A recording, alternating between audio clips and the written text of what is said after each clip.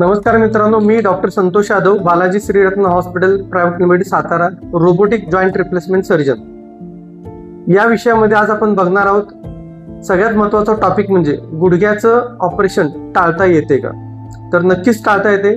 जर तुम्ही लवकर डॉक्टरांना दाखवलं तर वयाच्या 50-55 मध्ये जेव्हा गुडघ्याच्या दुखण्याची सुरुवात होते तेव्हा डॉक्टरांना दाखवून जर त्याचं निदान केले तर तुमच्या दैनंदिन वागण्यामध्ये हालचाली, बसणे, उठणे ह्या गोष्टी शिवाय वेगवेगळ्या प्रकारचे व्यायाम करून आणि गरज पडल्यास डॉक्टरांच्या सल्ल्यानुसार गोळ्या घेऊन आपण गुडघ्याचं दुखणं खूप कंट्रोलमध्ये आणू शकतो.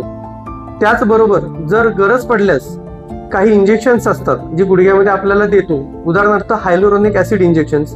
तर अशा प्रकारे गुडघ्याच्या सांध्याचं सर्व्हिसिंग होतं आणि गुडघ्याच्या वेदना कंट्रोलमध्ये येऊन जातात. गुडघा सोपा होतो, लिगामेंट्स इझी होतात आणि आपलं चालणं, बसणं, उठणं अतिशय सहजगत्या करता येतं.